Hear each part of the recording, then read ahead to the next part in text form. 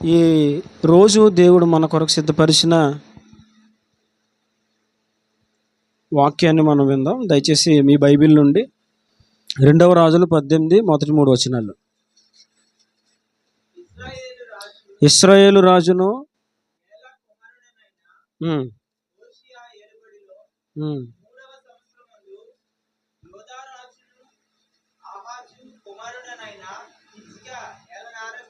హిజ్కియా ఏలనారంభించెను. అతడు ఏలనారంభించినప్పుడు 25 ఏండ్ల వాడే యెరూషలేమునందు 29 సంవత్సరములు ఏలెను. కుమార్తె అబి అని పేరు. తన పితరుడైన దావీదు చేసినట్లు అతడు యెహోవా దృష్టికి పూర్ణముగా నీతిని అనుసరించెను. చాలు. ఈ వాక్య లేఖనము ద్వారా దేవుడు ఈ దినము మనతో మాట్లాడును గాక. ఇంకందరూ నా వైపు చూస్తూ దేవుని వాక్యాన్ని వినండి. పితరుల దినాల్లో, రాజుల పరిపాలనా కాలంలో, ఇశ్రాయేలీలను పరిపాలించిన రాజుల్లో, మంచిగా పరిపాలన చేసినటువంటి రాజుల్లో ఒక రాజు, ఆ రాజే హిజ్కియా. ఇశ్రాయేలీలను చాలామంది పరిపాలన చేశారు. మొదట 12 గోత్రాలు కలిసి ఉండేవి. ఇశ్రాయేలీల 12 గోత్రాలు కలిసి ఉండేవి. ఆ తర్వాత 2 గోత్రాలు ఒక పక్షంగా మారిపోయినాయి. 10 గోత్రాలు ఒక పక్షంగా అయిపోయినాయి. ఇశ్రాయేలీలు 2 రాజ్యాలుగా విడిపోయారు. ఆ తర్వాత ఈ 2 రాజ్యాలను కలిపి చాలామంది రాజులు పరిపాలన చేశారు. అయితే పరిపాలన చేసిన రాజుల్లో కొంతమందే మంచిగా పరిపాలన చేశారు. వేళ్ల మీద లెక్క పెట్టచ్చు. వేళ్ల మీద ఆ మంచిగా పరిపాలన చేసిన రాజుల్లో ఒక రాజు హిజ్కియా. మనకు తెలిసిన రాజు దావీదు. తర్వాత కొంతమంది రాజులు ఉన్నారు. ఇక మంచిగా పరిపాలన చేసిన రాజులు చాలా తక్కువ మందే. ఇక మిగిలిన రాజులందరూ కూడా మొత్తం పాడు చేసేసారు. అంతే. రాజ్యాన్ని పాడు చేశారు, మనుషులను పాడు చేసేసారు, ఇష్టానుసారంగా పరిపాలన చేశారు. మంచిగా పరిపాలన చేసిన రాజుల్లో ఒక రాజు హిజ్కియా. ఇతడు మంచిగా పరిపాలన చేసిన రాజే కాదు, మంచిగా పరిపాలన చేసిన రాజే కాదు. ఇతడు ఎవరో తెలుసా? ఒక మంచి భక్తిపరుడు. ఎవరండి? బైబిల్లో మనం గమనిస్తే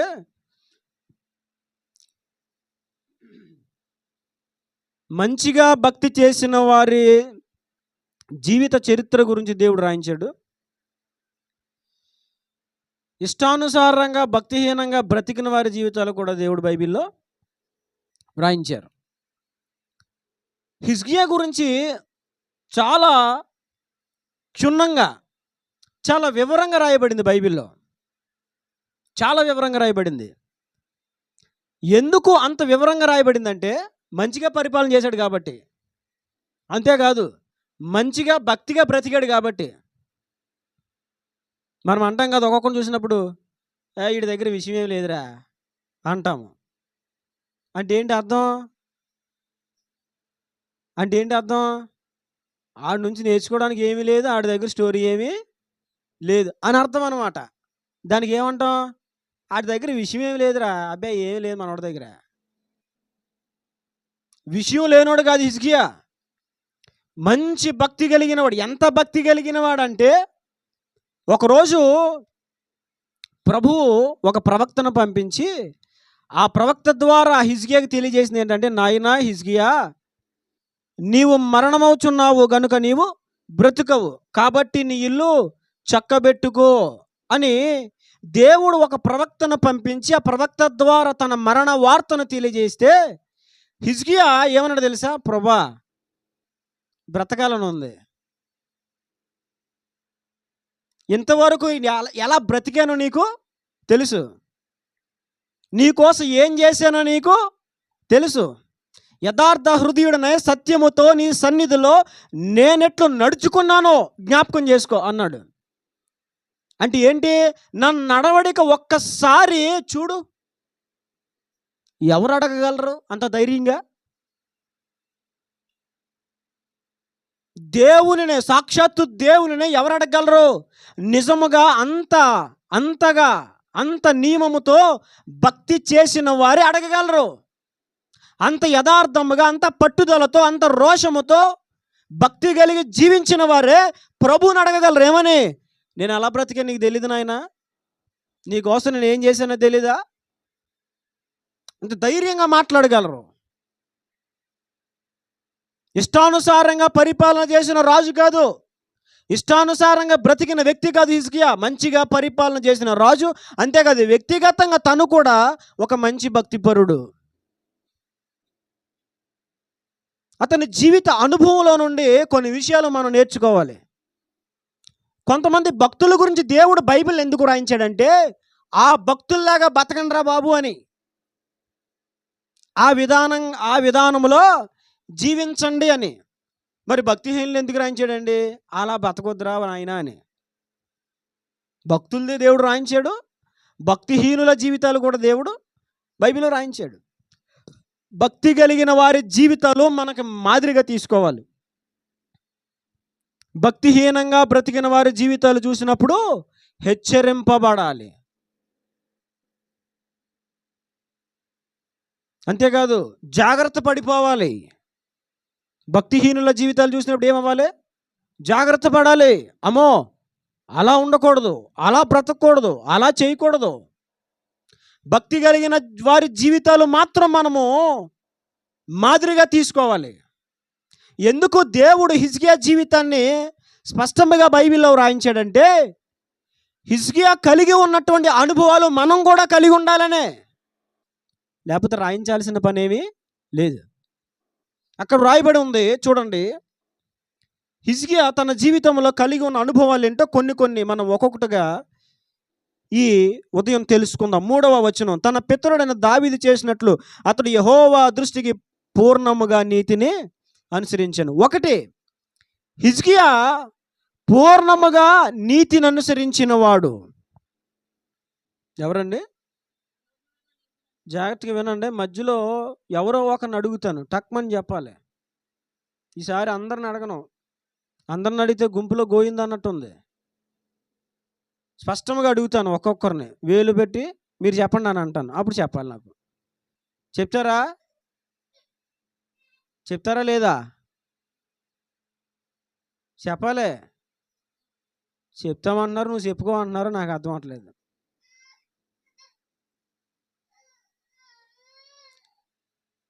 చూడండి, 1, హిజ్కియా తన జీవితంలో అతడు యెహోవా దృష్టికి పూర్ణముగా నీతిని అనుసరించిన వాడు. 1, ఎవరు? హిజ్కియా పూర్ణముగా నీతిని అనుసరించిన వాడు అంటే నీతి కలిగి బ్రతికిన వాడు. ఆ మాటకు వస్తే హిజ్కియా తండ్రి ఎవరంటే ఆహాజు. ఎవరండి? ఆహాజు జీవితాన్ని మీరు గమనించండి. హిజ్కియా తండ్రి జీవితాన్ని మీరు గమనిస్తే ఎంత భక్తిహీనంగా బ్రతికాడంటే, లేనిపోని ఆచారాలు, లేనిపోని విగ్రహారాధన కార్యక్రమాలు ప్రారంభించాడు. మీకు ఆ విషయాలు కనిపించాలంటే రండి చూపిస్తాను. దినవృత్తాంతాల 2వ గ్రంథము,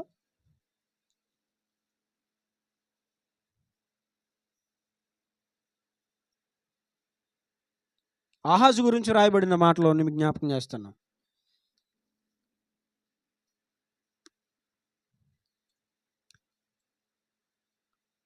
28వ అధ్యాయము మొదటి నుంచి నేనే చదువుతున్నాను చూడండి.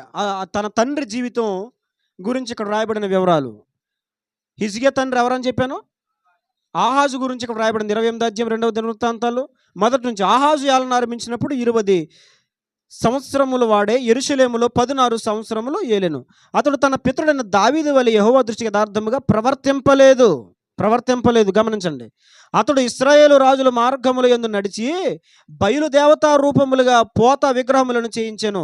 మరి అతడు బెన్‌హిన్నోము లోయ యందు ధూపం వేసి ఇశ్రాయేలీయుల ఎదుట నుండి యెహోవా తోలివేసిన జనుల హేయ క్రియల చొప్పున తన కుమారులను అగ్నిలో దహించిన. అతడు ఉన్నత స్థలములలోను కొండల మీదను ప్రతి పచ్చని చెట్టు క్రిందను బలులు అర్పించు ధూపం వేయచు వచ్చెను. హిజ్కియా తండ్రి ఎవరు? ఆహాజు. క్యారెక్టర్ ఏంటి? పచ్చి విగ్రహారాధికుడు మారిపోయాడు. వాస్తవానికి అన్యజనుడు అంటే కాదు, దేవుని ఎరిగిన వాడే. దేవుని ఎరిగిన వాడైనప్పటికీ భయంకరమైన విగ్రహారాధన. ఎంత దారుణం అంటే చూడండి, ఆ 2వ దినవృత్తాంతాల గ్రంథం 28వ అధ్యాయంలోనే 24వ వచనంలో ఒక మాట మనకు కనబడుతుంది. ఆహాజు దేవుని మందిరపు ఉపకరణములను సమకూర్చి వాటిని తెగగొట్టించి యెహోవా మందిరపు తలుపులను మూసివేయించి యెరూషలేమునందంతటా బలిపీఠములను కట్టించెను. ఎంత దారుణమో చూసారా? హిజ్కియా తండ్రి ఎవరో? భయంకరమైనటువంటి ఘోరమైన భక్తిహీనుడు. కానీ హిజ్కియా గురించి ఏం రాయబడింది తెలుసా?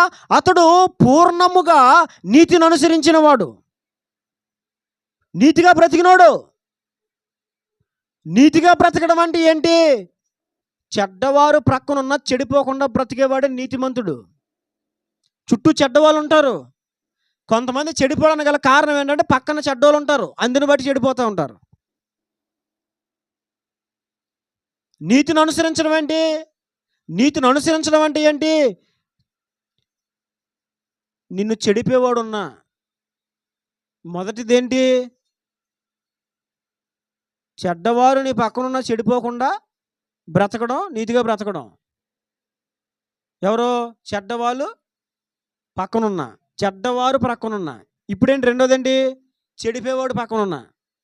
మన ప్రక్కన చెడ్డోళ్ళు ఉంటారు, చెడిపోయేవాళ్ళు ఉంటారు. చెడ్డవారిని బట్టి నువ్వు చెడిపోకూడదు, చెడిపోయేవారిని బట్టి నువ్వు చెడిపోకూడదు. రా అలా వెళ్దాం రా, అటు వెళ్దాం రా, ఇలా వెళ్దాం రా, అది చేద్దాం రా, ఇది చేద్దాం రా అని చెడుకి ప్రేరేపించేవారు ఉంటారు. ఒక భక్తిహీనుడైనటువంటి తండ్రిని కలిగి ఉన్నటువంటి హిజ్కియా, అతడు గురించి వ్రాయబడిన మాట ఏంటి తెలుసా? అతడు పూర్ణముగా నీతిని అనుసరించి నడిచాడు. నీతిమంతుడు అంటే ఏంటి? చెడిపోయిన వాడు నీ ప్రక్కన ఉన్నా చెడిపోకుండా బ్రతకడమే. నీతిగా బ్రతకడం అంటే ఏంటి? చెప్పాలి. చెడిపోయేవాడున్నా చెడిపోకుండా బ్రతకగలగాలి, చెడ్డవారున్నా చెడిపోకుండా బ్రతకాలి, చెడిపోయేవాడున్నా చెడిపోకుండా బ్రతకాలి. ఇది నీతిని అనుసరించి బ్రతకడం. తండ్రి భక్తిహీనుడైనప్పటికీ హిజ్కియా మాత్రం అతడు యథార్థముగా నీతిని అనుసరించి నడుచుకున్న ఒక మంచి భక్తుడు హిజ్కియా. అందుకని అతని గురించి రాయబడింది చూడండి, 2వ దినవృత్తాంతాల గ్రంథము 32వ అధ్యాయం 30వ వచనం. 2వ దినవృత్తాంతాలు 32:30. ఈ హిజ్కియా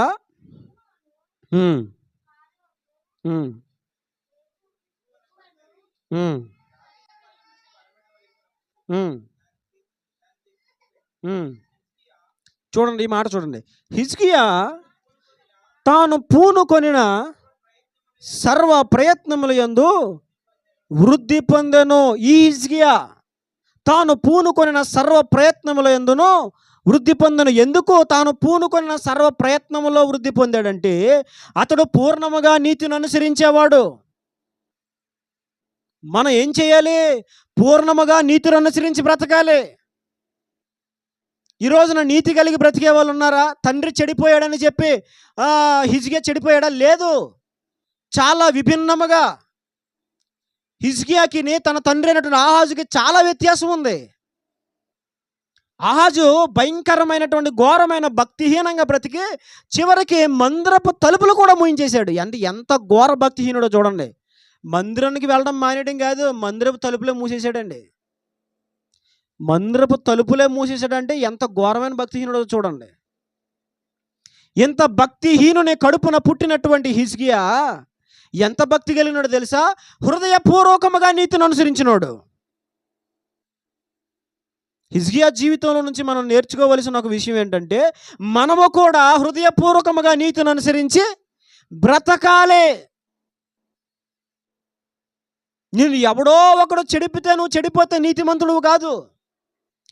చెడిపేవారు నీ చుట్టూ ఉన్నారని చూచి ఆ చెడునే నువ్వు ప్రభావితంగా నీ నీ జీవితానికి మాదిరిగా తీసుకొని ఆ చెడు చేయడానికే నువ్వు లోబడిపోయి ఆ చెడు చేయడానికి ఇష్టపడి దారి తప్పి జీవిస్తే అది నీతి కలిగిన జీవితం అవ్వదు. హిజ్కియా పూర్ణముగా హృదయపూర్వకముగా నీతిని అనుసరించి నడిచినవాడు. హిజ్కియా జీవితంలో నుంచి రెండవ మాటను మీకు జ్ఞాపకం చేస్తాను చూడండి. రెండవ రాజుల గ్రంథంలో మొదట మనం చదువుకున్న మూలవాక్యంలో 18వ అధ్యాయము 4వ వచనం. ఉన్నత స్థలములను కొట్టివేసి విగ్రహములను పగులగొట్టి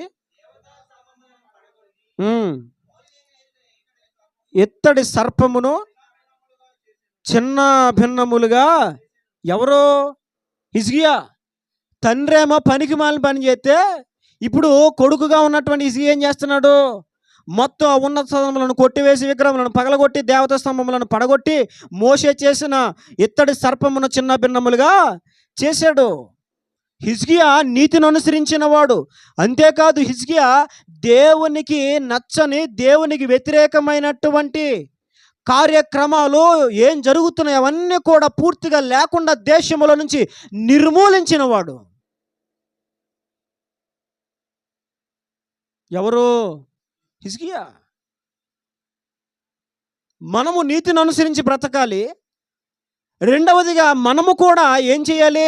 దేవునికి వ్యతిరేకమైన, దేవునికి ఇష్టము లేని, దేవునికి నచ్చని, దేవుని చిత్తానికి వ్యతిరేకమైనటువంటి నీచ కార్యములు ఏవైనా సరే వాటిని పూర్తిగా నిర్మూలించాలి. అవి మన ఇంట్లో ఉన్నా, మన సంఘములో ఉన్నా, మన ఒంట్లో ఉన్నా, ఎక్కడ ఉన్న వాటిని మనం ఏం చేయాలి? నిర్మూలించాలి.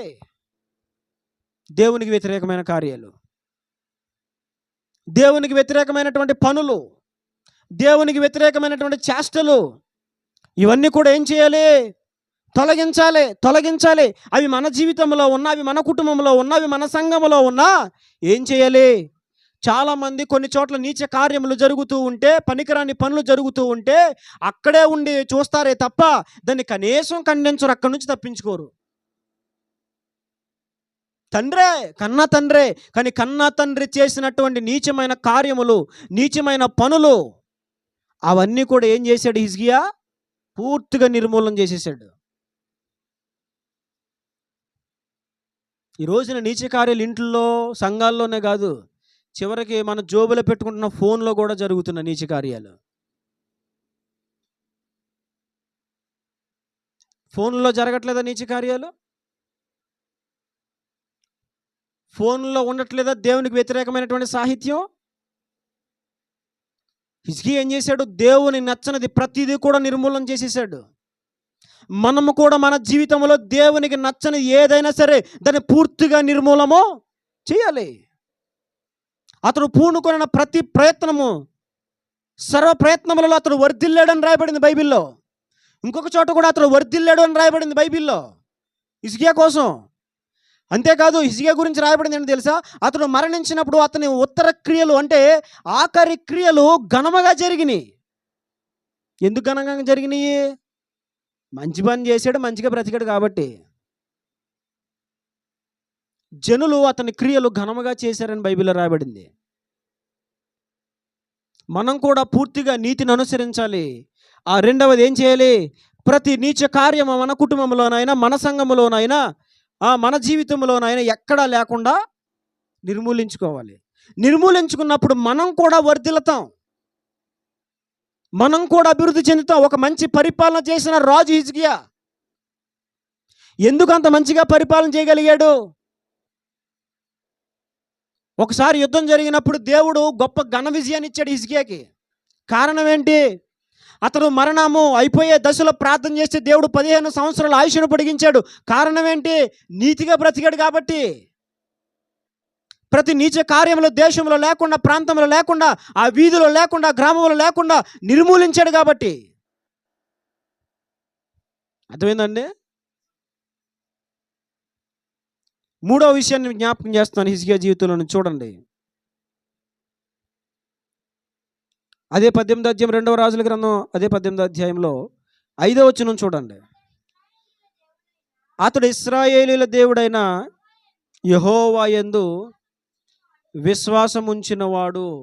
ఎవరు? ఇశ్రాయేలీయుల దేవుడైన యెహోవా యందు విశ్వాసం ఉంచినవాడు. ఒకటి, అతడు నీతిగా బ్రతికినవాడు. రెండవది, ప్రతి నీచ కార్యమును నిర్మూలించినవాడు. మూడవది, అతడు యెహోవా యందు విశ్వాసము కలిగినవాడు. ఎవరెందు విశ్వాసం కలిగినవాడు అండి? యెహోవా యందు విశ్వాసము కలిగినవాడు. ఇది కూడా రాయాలా? మరి రాయాలి. మరి ఎందుకని? చాలామంది దేవుని మీద ఉంచవలసినటువంటి విశ్వాసము దేని మీద ఉంచుతారు? పనికి రాని మూఢ నమ్మకాల మీద ఉంచుతారు విశ్వాసం. దేని మీద ఉంచుతారండి? చచ్చిపోయిన ఇంట్లోనంట ఉండకూడదంటండి. కొంతమంది ఉండరు. అవునా కదా? చెప్పాలి. ఎందుకు ఉండరు? చచ్చిపోయిన వ్యక్తి అంట ఇంట్లో తిరిగేస్తాడంట. మరి పని ఏమి లేదు, ఇంకా ఇంట్లో తిరుగుతాడు. నీకోసం తిరుగుతూ ఉండి వస్తాడు, రోజు రాత్రి వస్తాడు. చచ్చిపోయిన వాళ్ళు ఏం చేస్తారంటండి? ఇక చాలా నమ్మకాలు మీకు తెలుసు, నాకంటే బాగా మీకు తెలుసు. చాలా మూఢనమ్మకాలు. మనం పరిపూర్ణమైన విశ్వాసము ఎవరి మీద ఉంచాలి? దేవుని మీద ఉంచాలి. నేను గతంలో ఒకసారి చెప్పాను, మెడిసిన్ వేసుకోవద్దని కాదు, వేసుకోండి. కానీ దానికంటే మన పరిపూర్ణ నమ్మకం ఎవరి మీద ఉండాలని చెప్పాను? దేవుని మీద ఉండాలి. ఆ దేవుడు చేయలేందే ఎవరు ఏమీ చేయలేరు. పరిపూర్ణమైన విశ్వాసము మనము దేవుని మీద ఉంచాలి. కొంతమంది కొన్నిటి మీద నమ్మకం ఎక్కువ. మన విశ్వాసం ఎవరి మీద ఉంచాలి? దేవుని మీద ఉంచాలి.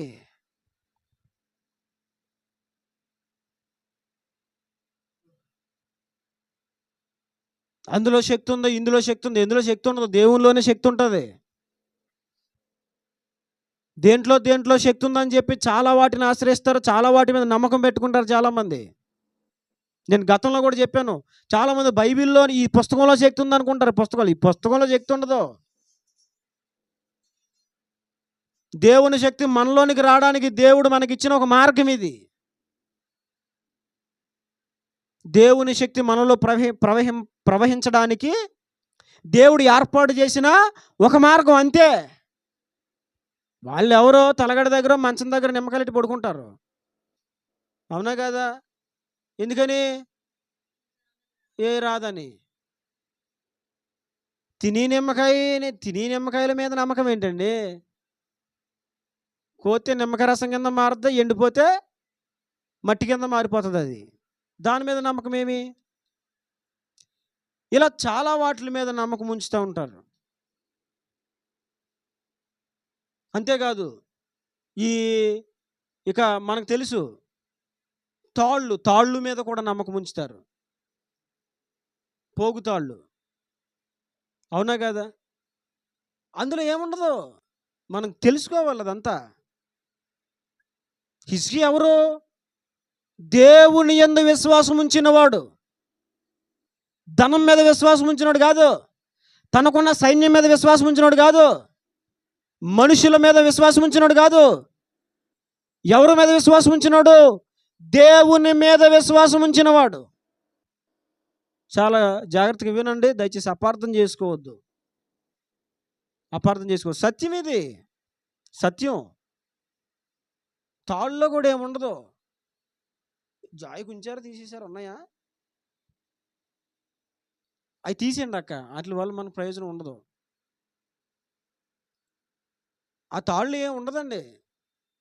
వాళ్ళు ఏదో బిజినెస్ కోసం అమ్ముకుంటారు అంతే. అవునా కదా? అదొక బిజినెస్, మీకు తెలీదు. అందులో ఏముండదు, దేవునిలో ఉంటుంది అసలు శక్తి. చూడండి, చిన్నప్పటి నుంచి మా నాన్నగారు వాళ్ళు కనీసం మొలతాడు కూడా కట్టలేదు మాకు. నిజం, ఇప్పటికీ నాకు మొలక తాడు ఉండదు. ఎలా చెప్తున్నారంటే అనుకోవద్దు, చెప్తున్నాను. కొంతమంది ఏంటంటే ఎన్నో నెల వచ్చిన తర్వాత ఖచ్చితంగా కట్టాలని అంటారు. అవునా? మా వాడిని బయట తీసుకెళ్తే మీ ఇంకా కట్టలేదంటే కట్టాలిగా తాడు అంటున్నారు ఎవరో బయట.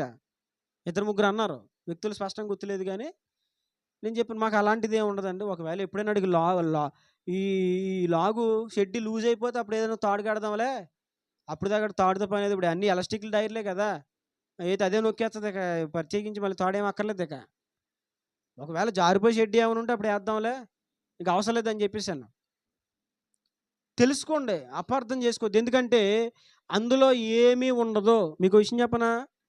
తాళ్ళు కట్టేటువంటి ఒక మంత్రసాన్ని మారుమనసు పొందాడు. ఆయన సాక్ష్యం యూట్యూబ్లో ఉంది. మీకు కావాలంటే ఆసక్తి ఉంటే చెప్పండి, మీకు నేను షేర్ చేస్తాను. తాళ్ళు కట్టేటప్పుడు ఒక్కొక్క తాడుకి 300 దయ్యాలు వదులుతారంట. ఒక్కొక్క తాడుకి నిజమది. నేను చెప్పట్లేదు సుమా, ఆ వ్యాపారము చేసిన మంత్రసాన్ని చెప్పాడు సాక్షాత్తు. నేను నా దగ్గర ఆ వీడియో మీకు కావాలంటే పెడతాను నేను. ఆయన ఎప్పుడో కేఏ పాల్ గారు ఉన్నారు కదండి, కేఏ పాల్ గారు మీకు తెలుసు కదా. కేఏ పాల్ గారు ఒక చోట మీటింగ్ జరుగుతూ ఉంటే అక్కడ రక్షించబడ్డాడు అతను తర్వాత చెప్పాడు. ఆ మీటింగ్ కూడా ఎందుకు వెళ్ళాడంట ఆయన, ఇతను ఎందుకు వెళ్ళాడంట, దురాత్మలను వదిలేయాలి అతని మీదకి, అతనికి వాక్యం చెప్పకుండా చేయాలి, అతన్ని స్టేజ్ మీద పడేయాలని చెప్పేసి దురాత్మను వదిలేడంట. అక్కడికి వెళ్ళి యథార్థం జరిగింది. దురాత్మను వదిలితే అవి వెళ్ళి వెనక్కి వచ్చి బాబు మేము వెళ్ళలేము బాబు, మేము వల్ల అవ్వట్లేదు, మేము వెళ్ళకపోతున్నాం అని అన్నాయంట. అదేంటి వెళ్తారా లేదండి బాబు, మేము వెళ్ళలేము, మా వల్ల అవుతుంది, మాకు శక్తి సరిపోవట్లేదు. అప్పుడు మనోడు రంగంలో దిగి వెళ్దామని స్టార్ట్ అయిపోయాడంట. ఆయన చివరి ప్రార్థన చేసుకుందాం చేయలే ఎత్తారంట కేఏపాల్. యథార్థం జరిగింది ఇది. ఇలా చేయత్తగా ఆయన చేతిలో నుండి ఒక్క భయంకరమైన వెలుగు అతని మీదకి వచ్చిందంట. అంతే దబ్బన పడ్డాడు కింద, కరెంట్ షాక్ కొట్టినట్టు. అప్పుడు తెలుసుకొని మారు మనసు పొంది ఇప్పుడు దేవుని సేవ చేస్తున్నాడు. ఎన్నో చోట్ల సాక్ష్యం చెప్తున్నాడు ఇప్పుడు ఆయన. ఇదంతా నేను మీకు ఎందుకు జ్ఞాపకం చేస్తున్నానంటే, పరిపూర్ణమైన విశ్వాసము దేవుని మీద ఉంచాలి. ఆనాడు కూడా నమ్మకాలు ఉన్నాయి. చివరికి ఒకరోజు ఇశ్రాయేలు తప్పు చేస్తే ఆ తప్పును బట్టి దేవుడు కోపము రగులుకొని దేవుడు ఏం చేశాడంటే సర్పాలను పంపించాడు. ఆ సర్పములు కాటు వేస్తే చాలామంది చనిపోయారు. మరలా దేవుని నాయకులుగా ఉన్నటువంటి మోషే వాళ్ళందరూ కూడా బ్రతిమలాడుకుంటే దేవుడు కనుకరించి మోషే ఒక ఇత్తడి సర్పమును చేయి, అది స్తంభం మీద నిలవబెట్టు, ఎవరినైతే సర్పములు కరిచాయో వాళ్ళు వచ్చి దాన్ని చూస్తే బ్రతుకుతారు అని దేవుడు చెప్పాడు. అది అప్పటికే కానీ ఏం చేశారు, దాన్ని కూడా విగ్రహంగా చేసేసి సర్పాన్ని కూడా ఆరాధించడం మొదలుపెట్టారు. నేను ఎందుకు చెప్తున్నానంటే మన విశ్వాసం దేని మీద ఉంది. ఇప్పుడు అన్ని జనులు నోరు లేని రాతి విగ్రహాల మీద విశ్వాసం ఉంచుతారు. అది మాట్లాడదు, కదలదు, చూడదు, సమాధానం ఇవ్వదు. జీవము లేని విగ్రహము, దాని మీద నమ్మకం ఉంచుతారు. ఇశ్రాయేలు కూడా చాలామంది, అలాగే రాజులు చాలామంది చేసిన పని అదే.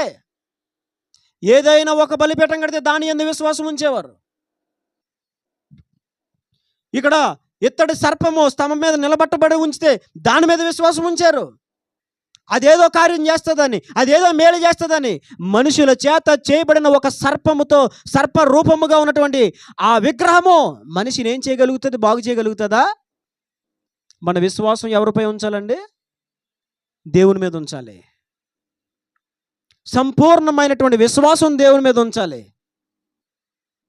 ఘోరమైనటువంటి నీచ కార్యములు జరిగించినటువంటి ఆహాజుకు పుట్టినటువంటి హిజ్కియా, ఇతడు దేవుని యందు విశ్వాసం ఉంచినవాడు.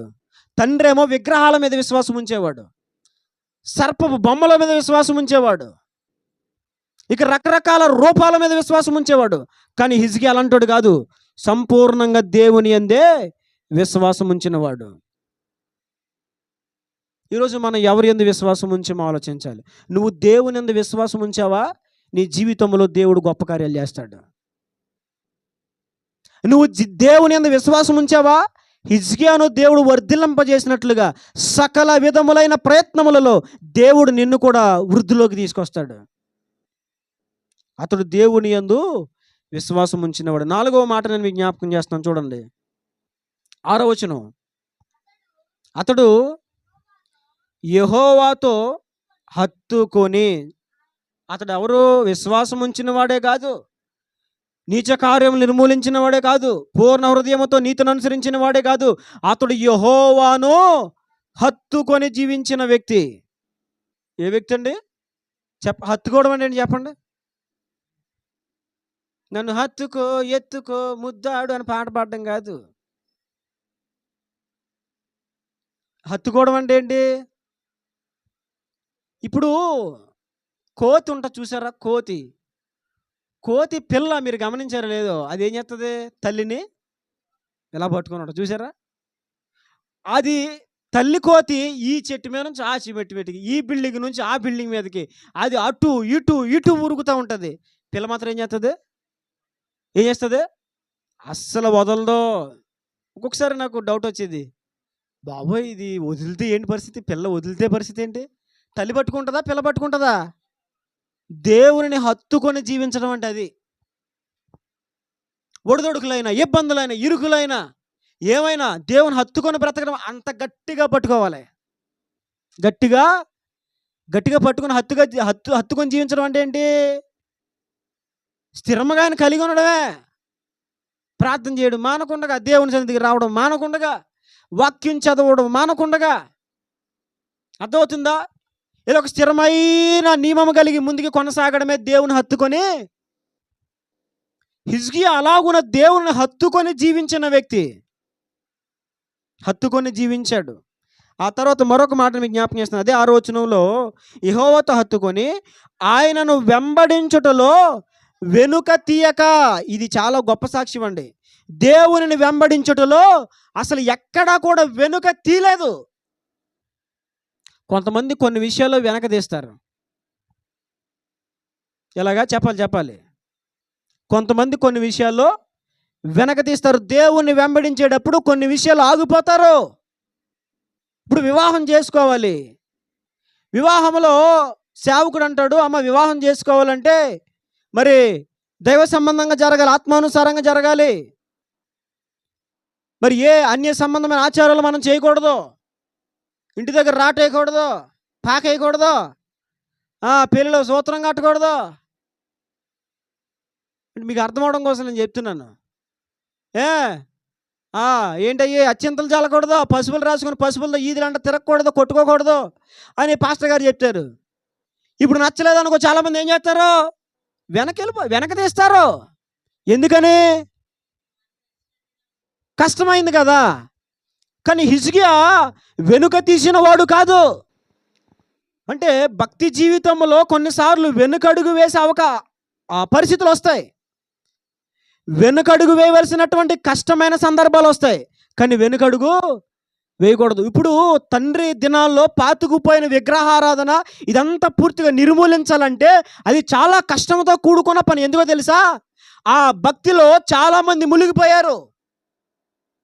ఆ విగ్రహారాధనలో చాలామంది మునిగిపోయారు. ఆ దేవుళ్ళని ఆరాధించే క్రమంలో చాలామంది ఉన్నారు. ఇప్పుడు రాజయ్యుండి వాటిని వ్యతిరేకించి వాటిని తీయడం అంటే మామూలు విషయం కాదు. ఇప్పుడు ఒకసారి ఒక ఆయన అన్నారు, నేను మరి నాకు ఓటేసారనుకో మందు షాపులు తీసేస్తాను. ఏ మందు షాపులు? మెడికల్ షాపులు కాదు, మందు షాపులు. అంటే సుక్క నేను వస్తే మరి బెల్ట్ షాపులన్నీ కూడా సీజ్ చేస్తానన్నాడు ఆయన. చేయలేదు, వెనకడిగేసాడు. మీరు ఎక్కడైనా గమనించండి, రాజకీయ నాయకులు శపథాలు చేస్తారు కానీ అంటే రాజకీయ నాయకులు నేను వ్యతిరేకమేం కాదు సుమా. నేను అనుభవించిన అనుభవాన్ని చెప్తున్నాను. వాళ్ళు వ్యతిరేకమేం కాదు. వాళ్ళు ఎన్నో చెప్పేస్తారు, మేము వచ్చామని చేస్తాం, మీకు ఇది ఇస్తాం, మాఫీ కాఫీ అంటారు. వచ్చిన తర్వాత ఏముండదు. అంటే ఏంటి? కొన్ని చెయ్యాలంటే ప్రజలు వ్యతిరేకిస్తారు. కొన్ని కార్యాలు చేయాలంటే కొంతమంది అధికారులు ఒప్పుకోరు. కొన్ని పనులు చేయాలంటే కొంతమంది నాయకులు అడ్డొచ్చేస్తారు. అవదు, కష్టం. కానీ దేవుడేమో అది చేయొద్దంటాడు. ఇప్పుడు అడుగు ముందుకేయాలా వెనకేయాలా? చెప్పాలి. ఏం చేయాలి? హిజ్కియా గురించి రాయబడిన మాట ఏంటి అక్కడ? ఆయనను వెంబడించుటలో వెనుక తీయక. ఆయనను వెంబడించుటలో అస్సలు వెనక్కి కష్టమైన అడుగు ముందుకేసాడు. జనాలకి నచ్చినా నచ్చకపోయినా, జనాలు ఇష్టపడినా ఇష్టపడకపోయినా, జనాలు రేపు ఓటేసిన వేయకపోయినా ఏమండి, వచ్చే సంవత్సరం ఓటేసిన వేయకపోయినా ఈ సంవత్సరం నిక్కర్చగా పనిచేసి గట్టిగా కష్టపడి,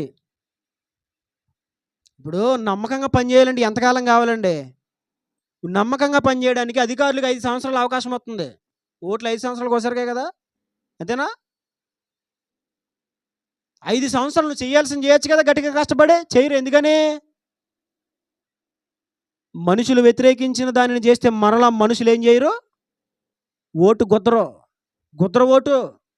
వీళ్ళు ఓటు గుద్దకపోతే వీళ్ళు మరలా అధికారంలోనికి రారు. కానీ హిజ్కియా అలా చేసినోడు కాదు. మనుషులు వచ్చే కాలంలో అతను ఇష్టపడకపోయినా, వచ్చే కాలంలో అతను రాజుగా అంగీకరించకపోయినా, ఏ మాత్రము దేవుణ్ణి వెంబడించట్లో ఎక్కడ వెనక్కడుగు వేయలేదు. దేవుని అనుసరించట్లో కొన్నిసార్లు వెనకడుగు వేద్దామా అనిపిస్తుంది మనసు. దేవుని వెంబడించట్లో కొన్నిసార్లు ఇంకా ఆగిపోదామా అనిపిస్తుంది మనసు. లేదు, వెనకడుగు వేయలేదు కాబట్టి హిజ్కియా తాను చేసిన సకల ప్రయత్నములలో వర్ధిల్లాడని రాయబడింది బైబిల్లో. మనం కూడా ఏ విషయంలో కూడా వెనక్కి తగ్గకుండా, వ్యతిరేకత ఉన్న ముందుకే మనము కొనసాగిపోవాలి. అతడు విశ్వాసం ఉంచినవాడు, అతడు దేవుని హత్తుకొనినవాడు, అతడు దేవునిని వెంబడించుటలో వెనుక తీయనివాడు. అంతే కదా అక్కడ రాయబడింది చివరి కింద లైన్లో, ఆయన మోషేకు ఆజ్ఞాపించిన ఆజ్ఞలన్నిటినీ గైకొనుచుండెను. అంతేకాదు, మోషేకు ఆజ్ఞాపించిన ఆజ్ఞలన్నీ కూడా కంప్లీట్గా గైకొన్న వ్యక్తి హిజ్కియా. దేవుని మాట మనం పూర్తిగా వింటున్నామా ఆలోచించుకోవాలి. కంప్లీట్గా మనం దేవుని మాట వింటున్నామా లేదా అనేది మనమే ఆలోచన చేసుకోవాలి. కానీ హిజ్కియా మోషే ఆజ్ఞాపించిన ఆజ్ఞలన్నిటిని కూడా, అన్నిటిని అని రాయబడింది అక్కడ, ఆజ్ఞాపించిన ఆజ్ఞలన్నిటినీ గైకొన్నాడు. ఇంకా హిజ్కియా చేసినటువంటి పని ఏంటో మరికొన్ని మాటలు మీకు జ్ఞాపకం చేస్తాను. చూడండి, 2వ దినవృత్తాంతాల గ్రంథము 29వ అధ్యాయము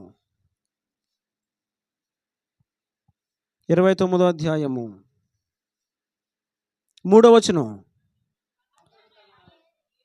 అతడు తన ఏలుబడి యందు మొదటి సంవత్సరము మొదటి నెలను యెహోవా మందిరపు తలుపులను తెరచి వాటిని బాగు చేసి దేవునికి మహిమ కలుగునుగాక. హిజ్కియా చూడండి, తన ఏలుబడి యందు మొదటి సంవత్సరము మొదటి నెల, ఎప్పుడు తన ఏలుబడి యందు మొదటి సంవత్సరము మొదటి నెలను యెహోవా మందిర తలుపులను తెరచి వాటిని బాగు చేశాను. అతను అధికారంలోనికి వచ్చిన ఆ సంవత్సరంలోనే, ఆ నెలలోనే, ఆ పైనే చూస్తే 24వ వచనంలో, 28వ అధ్యాయం 24వ వచనంలో ఏం రాయబడింది? యెహోవా మందిరపు తలుపులు ఆహాజు మూయించేశాడు. కానీ హిజ్కియా పరిపాలనకు రాగానే ఆ సంవత్సరంలోనే అదే నెలలో ఏం చేశాడు? మొదటి సంవత్సరం యెహోవా మందిరపు తలుపులను తెరచి వాటిని బాగు చేశాడంటే ఏంటి? హిజ్కియా మొదట దేవుని పని చేసే వ్యక్తి. చాలామందికి ఉద్యోగం వచ్చేంత వరకు ఎక్కడ ఉంటారు? మందిరంలోనే కనబడతారు. ఉద్యోగం వచ్చే వరకు శుక్రవారం ప్రార్థనలు ఆలే, ఆదివారం ప్రార్థనలు ఆలే, వీధి కూడుకులు ఆలే, ఎక్కడ ఏ ప్రార్థన జరిగినా వాళ్ళే, ఎక్కడ చూసినా బైబిల్ పెట్టుకుని వాళ్ళే ముందు ఉంటారు. ఒక్కసారి ఉద్యోగం వచ్చిందా ఇక మళ్ళీ కనబడరు ఇంకా. ఇక ఎక్కడున్నాడంటే మనకు అడ్రస్ దొరకదు. ఆయన పట్టుకోవాలంటే మనకు చాలా టైం పడుతుంది ఇంకా.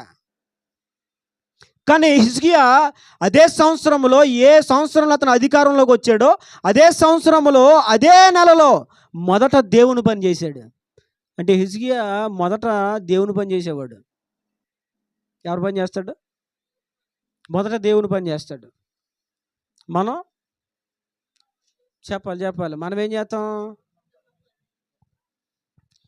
కానీ హిజ్కియా మొదట దేవుని పని చేసేవాడు. ఇప్పుడు అధికారంలోకి రాగానే చాలామంది ఏం చేస్తారు? చెప్పకూడదు మరి, నిజం చెప్పేస్తున్నాను. అధికారంలోకి రాగానే చాలామంది ఏం చేస్తారు? ముందు ఇల్లు కట్టేసుకుంటారు, ముందు కారు కొనేసుకుంటారు. అవునా కదా? ఆ ఉద్యోగం రాగానే చాలామంది ముందు ఏం చేస్తారు? ముందు కాసు బంగారం కొనేసుకుంటారు. ఉమ్, ఇంకా చెప్పాలి. వాళ్ళకి ఏది అవసరమో ఉద్యోగం రాగానే ఇంట్లోకి కుక్కర్ వచ్చేస్తుంది, వాషింగ్ మిషన్ వచ్చేస్తుంది, టీవీ వచ్చేస్తుంది, ఎల్సీడీ వచ్చేస్తుంది, ఎల్ఈడి మొత్తం అన్నీ వచ్చేస్తాయి, ఏ టు జెడ్ అని దిగిపోతాయి. దేవుని పని మాత్రం హైదరాబాద్లో మా అన్నయ్య వాళ్ళ సంఘంలో ఒక వ్యక్తికి జాబ్ రాగానే యథార్థంగా జరిగిన సంఘటన. జాబ్ రాగానే 3 నెలల శాలరీ, ఎన్ని నెలలు? 3 నెలల శాలరీ 3 సేవకులకి ఇచ్చాడు. 3 నెలల శాలరీ. అర్థమవుతుందండి? ఇప్పుడు మంచి స్థితిలో ఉన్నాడు. ఇప్పుడు దేవుడు వారికి ఇప్పుడు కొత్త గృహాన్ని ఇచ్చాడు దేవుడు. అదే మనమైతే 3 నెలల జీతం దేవునికి ఇవ్వడమా? అంటే దేవుడు ఏమి ఇమ్మని చెప్పలేదులేండి, కానీ మొక్కుకున్నాడు 3 నెలల శాలరీ నేను దేవునికి ఇచ్చేయాలి. అదే చిన్న చేతగా 10,000 20,000 కాదు శాలరీ, దగ్గర 30,000 శాలరీ. ప్రతి నెల 3 నెలలు కంటిన్యూగా వచ్చిన జీతం వచ్చినట్టు సేవకులకి. ఇది దేవుని పని చేయడం అంటే. మొదట దేవుని పని చేయడం, మొదట మన పని కాదు చెప్పాలి. అటు ఈ రోజున ఎలా ఉన్నారో తెలుసా? తింటకేమైనా ఉందా? చేసి పని ఏమీ లేదు. ముందేం పెట్టే వీళ్ళకి ఆన్సి హత ఆకలేసేతను పెట్టే తినవు చెయ్యి, పని చేయవు నువ్వు అసలు. తింటకేమైనా ఉందా? తింటాకు బోల్డ్ అంత ఉంటుంది ముందు పని. కష్టపడి పని చేసి తింటే చక్కగా దొరుకుతుంది లోపల చక్కగా. కానీ ముందేం కావాలా? కానీ ముందు దేవుని పని చేయాలని వాక్యం చెప్తుంది. హిజ్కియా తన ఏలుబడిలో మొదటిగా చేసింది ఏంటో తెలుసా? దేవుని పని చేశాడు. నీ జీవితంలో ముందు దేవుని పని చేయడం నేర్చుకో. మొదటగా దేవుని మందిరంలో ఏది కొదవ ఉంది? నేను చేయాల్సిన దేవుని పని ఏముంది? మొదటి స్థానము నువ్వు దేవునికి ఇవ్వాలి. మొదటి పని దేవుని పని అయి ఉండాలి నువ్వు చేసేది. హిజ్కియా తన ఏలుబడిలో మొదటి సంవత్సరము అదే నెలలో అతడు ముందు దేవుని మందిరపు తలుపులు, ముందు నేను దేవుని పని చేయాలి, రాజ్యం నేను తర్వాత ఆ రాజ్యంలో కట్టాల్సినటువంటి ఆ ప్రాకారాలైనా పట్టణాలైనా ఇల్లులైనా ఇంకా ఏవైనా సరే, ఆ కాలువలు వేయాల్సిన కాలువలైనా ఏవైనా సరే అవి తర్వాత, కానీ ముందు నేను దేవుని పని చేయాలి. బైబిల్లో ముందు దేవుని పని చేసి ఆశీర్వదింపబడిన వారు లేరా? ఏలియా సారెపతు గ్రామానికి వెళ్తే సారెపతు విధవరాలు ఆమె తన కుమారుడు ఇక ఆ పూటకున్న కొంచెము నూనె వాటితో ఒక అప్పము చేసుకుని ఇద్దరు తినేసి ఇంకా దాంతో చచ్చిపోదామని పులలేరు కూడా వచ్చింది. అప్పుడు ఏలియా అన్నాడు, అమ్మా దాహం అవుతుంది, కొంచెం నీళ్ళు ఇవ్వమ్మా అంటే ఆమె అంద, అయ్యా పట్టుకొస్తానయ్యా అని ఇలా తిరిగింది. ఇలా తిరగగానే అమ్మా అదే చేత్తో కొంచెం అప్పం చేసుకురా నాకు అన్నాడు. అది నువ్వైతే వండవయ్యా, మాకే దిక్కులేదు, ఎక్కడ నీకెక్కడ పెట్టేది, మాకే లేదు, మళ్ళీ నీకు కూడా నెట్టి మళ్ళీ. కానీ ఆమె ఏం చేసింది తెలుసా? బైబిల్లో రాయబడింది మొదట ఏంటది? అక్కడ వాడు చూడండి చాలా చక్కగా ఉంటుంది.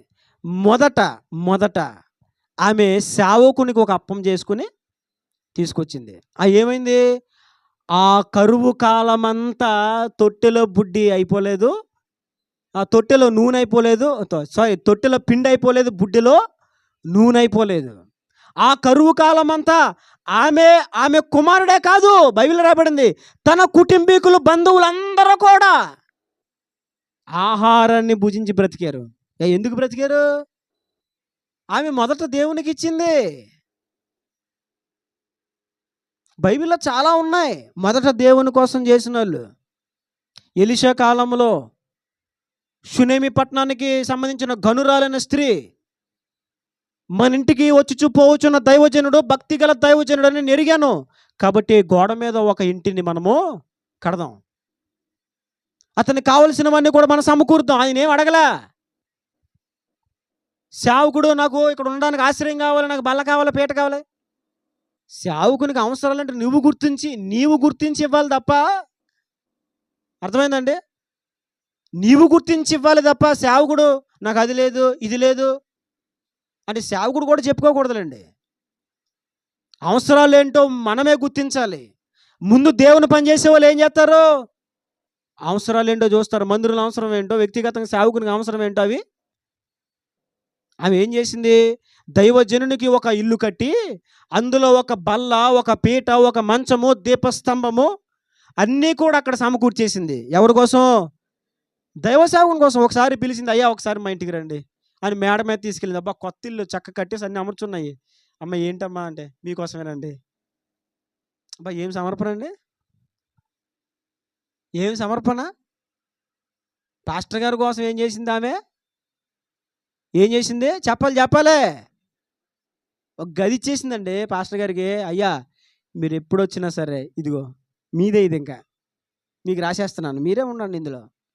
ఇదిగో మీరు పడుకోవడానికి మంచం, ఇదిగో బల్ల, ఇదిగో దీపస్తంభం, ఇదిగో పీట అన్నీ ఉన్నాయి, మీకు కావలసినవన్నీ పెట్టేశాను. చివరికి జరిగిందని తెలుసా? ఆమెకి కుమారుడు లేడు. అయితే ఎలీషా ప్రవచించాడు దేవుని నామం పేరట, మరలా నేను వచ్చేసరికి నీ కౌగిట కుమారుడు ఉంటాడు. అలాగే జరిగింది. మరలా వచ్చే ఏట ఎలీషా గృహాన్ని దర్శించేసరికి ఈమె కౌగిట్టిన కుమారుడు. అప్పటి వరకు ఆమెకి ఎవరు లేరు, కుమారుడు లేడు. దేవుడు కుమారుణ్ణి.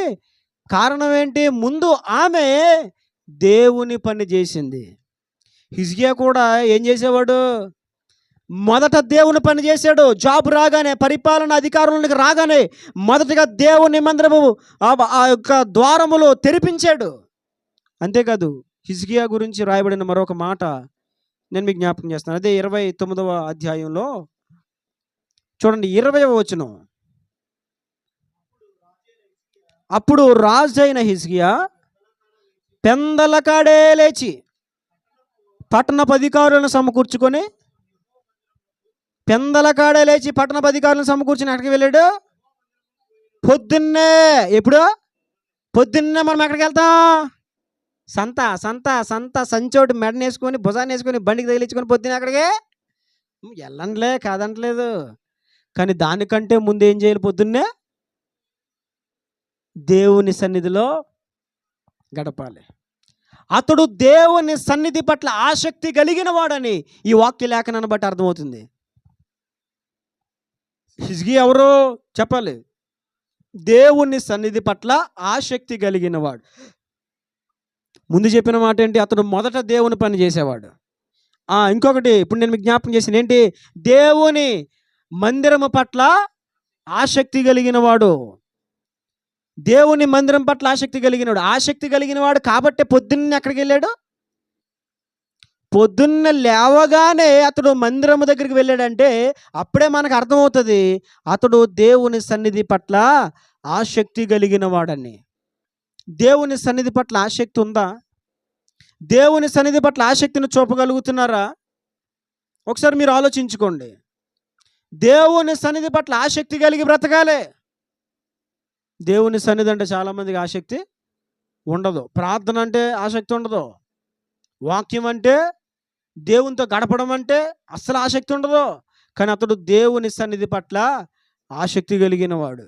అందుకే దేవుడు అతన్ని వర్ధిల్లింపజేశాడు. మరొక మాట హిజ్కియా జీవితంలో నుంచి నేను మీకు జ్ఞాపకం చేస్తాను. అదే 29వ అధ్యాయము 25వ వచనాన్ని ఒక్కసారి చదవండి. మరియు దావీదును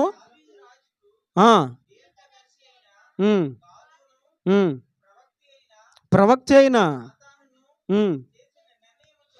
చేసిన నిర్ణయము చొప్పున యెహోవా మందిరములో తాళములను, స్వరమండలములను, సితారలను వాయించుటకై అతడు లేవీలను ఈ మాట చూడండి, అలాగూ జరుగవలెనని యెహోవా తన ప్రవక్తల ద్వారా ఆజ్ఞాపించి ఉండెను. అలాగూ జరగాలని దేవుడు తన ప్రవక్తలకు ఎలా జరగాలని ఆ విధానంలో ఏ విధానములో? ధర్మశాస్త్ర నియమములు చొప్పున, దేవుడు తన భక్తులకు బయలుపరిచిన నియమములు చొప్పున చేయాలి. ఆ క్రమము చొప్పున, ఆ నిర్ణయము చొప్పున. అందుకే 25వ వచనం రాయబడింది, దావీదు రాజుకు దీర్ఘదర్శి అయిన గాదును ప్రవక్తైన నాతానును చేసిన నిర్ణయము చొప్పున యెహోవా మందిరములో. అర్థమవుతుందా? అంటే ఇక్కడ గమనించండి, దేవుని సేవలో చేయాల్సినటువంటి కార్యక్రమాలు ఎలా చేస్తున్నాడు హిజ్కియా? ఎలా చేస్తున్నాడు? పితరులకు దేవుడు నిర్ణయించిన నిర్ణయముల చొప్పున, పితరులకు దేవుడు నియమించిన క్రమముల చొప్పున దేవుని పని చేస్తున్నాడు. దేవుని మందిరపు తలుపులు తీయించాడు. తీయించినటువంటి హిజ్కియా ఇప్పుడు ఏం చేస్తున్నాడు తెలుసా? ఇష్టానుసారంగా చేయట్లేదు. పూర్వీకులైన పితరులకు దేవుడు పరిచర్య క్రమాలు ఏవైతే నియమించాడో, పరిచర్య నియమాలు ఏవైతే దేవుడు తెలియజేశాడో, ఆ నియమాల ప్రకారంగా, అదే క్రమాల ప్రకారముగా ఇప్పుడు లేవీల చేత సేవ చేయించడానికి లేవీలను, గాయకులను, స్వరమండలములు, సితారములు, తాళములు వాయించే వారిని, యాజకత్వము చేయవారిని అందరినీ కూడా నియమించాడు. ఎవరో? హిజ్కియా. అంటే ఏంటి? పితరుల భక్తి క్రమాలు అనుసరించిన వాడు హిజ్కియా. ఎవరు? పితరుల భక్తి క్రమాలు అనుసరించిన వాడు. ఈ రోజున మనం ఏ భక్తి క్రమాలు అనుసరించాలి? అప్డేటా? చెప్పాలి. కాదు, పితరుల భక్తి క్రమాలు అనుసరించాలి. అక్కడ రాయబడింది, దావీదు, గాదు దేవుడు వారికి నియమించిన క్రమాలు, నియమాలు, సేవా నియమాలు ఏవైతే ఉన్నాయో అవే నియమాలు, సేవా క్రమాలు మరలా ప్రారంభింపజేశాడు హిజ్కియా. తన తండ్రి కాలంలో దేవుని మందిరం మూసివేయబడితే మరలా దాన్ని తెరిచి పూర్వీకుల క్రమాలు, పూర్వీకుల సేవా నియమాలు ప్రకారంగా జరిగించడానికి ఒక నిర్ణయం తీసుకున్నాడు. మనము చేస్తున్న భక్తి పూర్వీకులకు దేవుడు నేర్పించిన క్రమాలను అనుసరించే మనం భక్తి చేయాలి. హిజ్కియా ఎవరో? పితరుల భక్తి క్రమాలను, నియమాలను పాటించినవాడు. మనం ఏ భక్తి క్రమాలు, నియమాలు పాటిస్తున్నాం ఈ రోజున భక్తి క్రమాలు మారిపోతున్నాయి, భక్తి నియమాలు మారిపోతున్నాయి, సంఘ నియమాలు మారిపోతున్నాయి, సంఘ క్రమాలు మారిపోతున్నాయి, వాక్యములో లేని నియమాలు వస్తున్నాయి, వాక్య విరుద్ధమైనటువంటి సిద్ధాంతాలు వస్తున్నాయి, వాక్య విరుద్ధమైనటువంటి క్రమాలు సంఘాల్లోకి వస్తున్నాయి. మనం ఏ క్రమాలు అనుసరించి నడవాలి? పితరుల భక్తి క్రమాలు అనుసరించి నడవాలి. చెట్టుని ఆరాధిస్తే తప్పని చెప్పిన మన క్రైస్తవులే ఈ రోజున చెట్టుని మందిరంలో పెట్టి లైటింగ్లు ఎట్టి దాని ముందు నుంచొని ఫోటోలు దిగుతారు. పితరుల క్రమం అది. పితరులు ఏం చేశారు? చెట్ల కింద పూజలు చేసి చెట్లను ఆరాధన చేసేవారు. చెట్టును పూజిస్తే తప్పని చెప్పిన మన వాళ్ళే చెట్లు తీసుకొచ్చి ఇప్పుడు మందిరంలో పెడతారు. ఇలా చెప్పుకుంటూ పోతే వాక్య విరుద్ధమైన నియమాలు, క్రమాలు చాలా సంఘంలోనికి వచ్చినాయి. కానీ హిజ్కియా ఏం చేశాడు? వాక్య విరుద్ధమైన క్రమాలు, నియమాలు కాదు, పితరుల భక్తి క్రమ నియమాలు అనుసరించాడు. మనం చేసే భక్తి నియమాల్లో, క్రమాల్లో పూర్వీకుల క్రమాలు ఉన్నాయా? దేవుడు బయలుపరిచిన ఆత్మ సంబంధమైన నియమాలే ఉన్నాయా? లేదంటే ఎవరో నియమించిన లోక పద్ధతులు, లోక నియమాలు ఉన్నాయా? ఆలోచించుకోవాలి, గమనించాలి. మందిరానికి వస్తే ఒకప్పుడు పద్ధతిగా వచ్చేవారు. ఇప్పుడు మందిరానికి వస్తే పద్ధతిగా ఎవడొస్తున్నాడు? ఎవడిష్టమాడిది. గద్దింపు వాక్యమైనా, ఖండింపు వాక్యమైనా చక్కగా వినేవారు. పితరులు భక్తులు, ప్రవక్తలు ఎంతమంది తప్పు చేసిన వారిని నిర్మోహమాటం గద్దించి మాట్లాడలేదు. దావీదు తప్పు చేస్తే నాతాను ప్రవక్త వచ్చి ఏమన్నాడు? ఆ మనుషుడవు నువ్వే. తప్పు చేసింది ఎవడో? నువ్వే. డైరెక్ట్గా చెప్పాడు, డైరెక్ట్గా మాట్లాడాడు. కానీ ఇప్పుడు గట్టిగా వాక్యం చెప్తే, వాక్యం అలా చెప్పకూడదు, మరి నువ్వు నేర్పించిద్దా ట్రైనింగ్ సెంటర్ ఎట్టు వచ్చి నేర్చుకుంటాం, నువ్వు నేర్పిస్తావని అందరూ ఎదురు చూస్తున్నారు. మరి అయ్యో శాస్త్రులారా, వేషధారులారా, పరిసయ్యులారా, సర్పములారా, సర్ప సంతానమా అని మరి దేవుడు ఎందుకు మరి నోరు పారేసుకున్నట్టు? పితరుల భక్తి నియమాలేంటో, పితరుల భక్తి క్రమాలేంటో అవి మనము గమనించాలి, వాటిని మనం పునికి పుచ్చుకోవాలి. అంతేగాని లేటెస్ట్గా వస్తుంది బాగుంది. పూర్వం ఏంటి, సంఘమంతా కూడుకొని అత్యాసక్తితో ప్రార్థన చేసేవారు, సంఘమంతా కూడుకొని వాక్యమును ధ్యానం చేసేవారు, ప్రభు యొక్క మరణ పునరుద్ధానం గురించి స్మరించేవారు. సంఘమంతా చేసింది అదే. ఇప్పుడు ఇప్పుడు కేవలము మందిరములో వాక్యము ప్రార్థన ఉంటే వెళ్ళరు. మరి ఏముండాలా? ఇతర యాక్టివిటీస్ ఉండాలి, పప్పెట్ షో ఉండాలి. ఏదదే?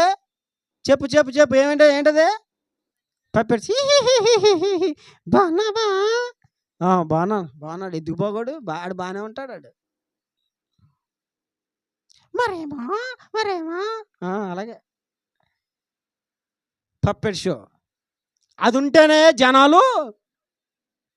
క్రిస్మస్ టైంలో ఇప్పుడు డ్యాన్స్ ప్రోగ్రాములు ఉండాలి, డ్యాన్స్ ప్రోగ్రాములు ఉంటేనే జనాలు వస్తారు. లేకపోతే జడ్జిలో డ్యాన్స్ ప్రోగ్రాం లేదురా ఏంట్రా ఎలా బాగోదురా, కొంచెం ఊపు ఉండాలి కదా. కొంచెం ఊపు ఉండాలంటే ఏం చేయాలా? బెత్లెహేములో సంద జిపుకు చిపుకు చిపుకు చిపుకు కానీ ఇప్పుడు అక్కడ ఏం చేయాలా? మొత్తం ఊపేయాలి, స్టేజ్ మొత్తం ఊగిపోవాలా స్టేజ్ అంతా. అప్పుడు వెనకాల కూర్చొని పిచ్చకుక్క కూడా అరవదేమో. ఆ రోజు నేను వేసే అరుపులు పిచ్చకుక్క కూడా వేయదేమో అరుపులు. అలాగా వెనకాల కూర్చొని మేము వైజాగ్ నుంచి అరకు ట్రైన్లో వెళ్తా ఉంటే బొర్రా గుహలు రాగానే, మీరు ఎక్కారా ఎప్పుడైనా? బొర్రా గుహలు వెళ్ళారా? ట్రైన్లో వెళ్ళారా? ట్రైన్లో వెళ్ళినప్పుడు ఆ బొర్రా గుహలు రాగానే గొంతు కోసిన మేకలాగా వీళ్ళందరూ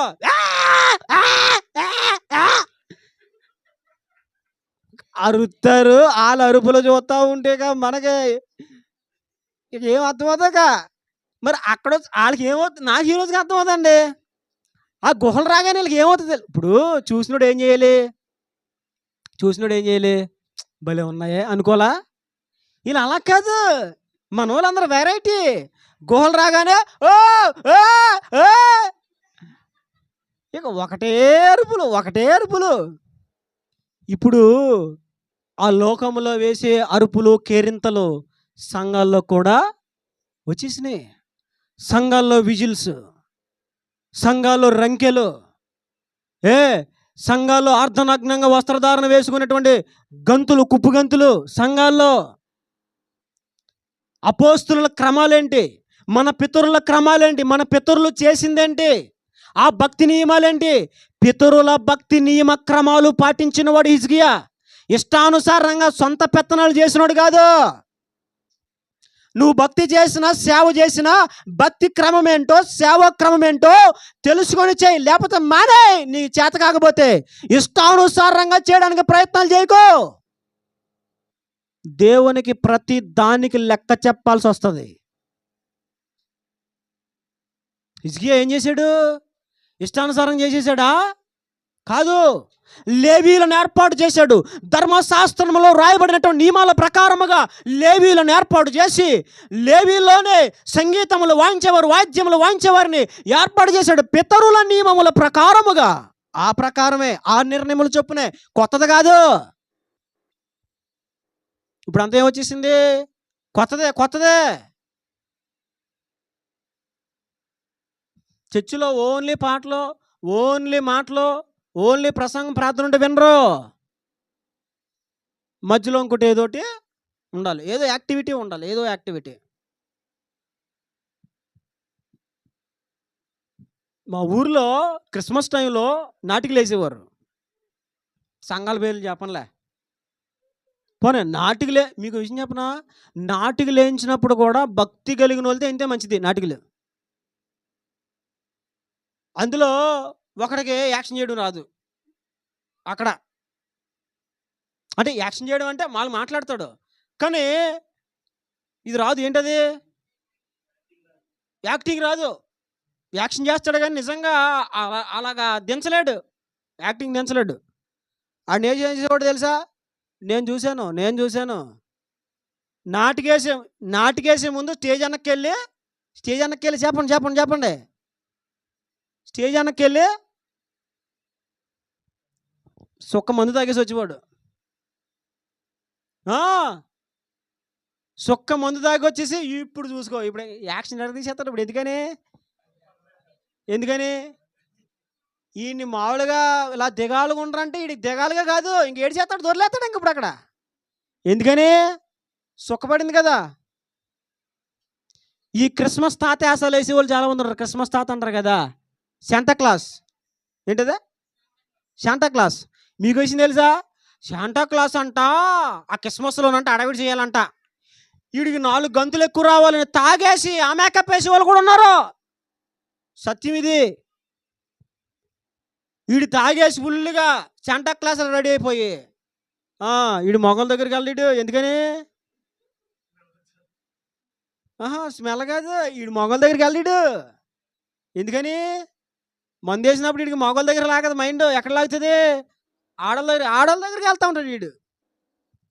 సిగ్గులేని పనులు, బుద్ధి లేని పనులు సంఘంలోనే. సంఘంలో ఉండాల్సినవేంటి? పితరుల క్రమాలు, వాక్య క్రమాలు, వాక్య నియమాలు ఉండాలి సంఘంలో, ఇతర యాక్టివిటీసు కాదు. ఒకప్పుడు గొప్పగా పేరొందినటువంటి సేవా సంస్థలు, మందిరాలు, మినిస్ట్రీస్ ఈ గుడ్ ఫ్రైడేలు, ఈస్టర్లు చేసేవాళ్ళు కాదు. కానీ ఇప్పుడు వాళ్ళు కూడా మొదలు పెట్టేశారు. ఎందుకని? ఆ రోజుల్లోనంట జనాలంట వాళ్ళు చర్చకొచ్చే వాళ్ళంట వేరే చోటకి వెళ్ళిపోతున్నారంట. ఇప్పుడు వాళ్ళని కట్టడి చేయడం కోసం వీళ్ళు కూడా